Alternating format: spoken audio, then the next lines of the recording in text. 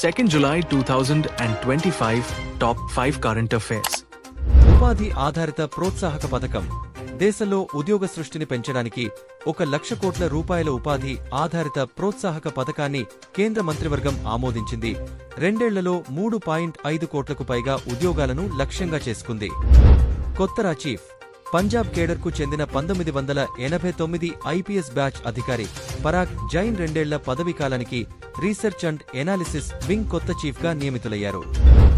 Ladakh astro tourism festival ఖచ్చితమైన నిర్వాహకుడిని పేర్కొననప్పటికీ Ladakh astro tourism festival ఇటీవలి వార్తలలో ప్రస్తావించబడింది.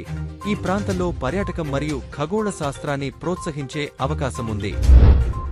వన్ నేషన్ వన్ పోల్ 2025 జూలై 11న సమకాలీకరించబడిన ఎన్నికలను జాయింట్ పార్లమెంటరీ కమిటీ సమీక్షించనుంది.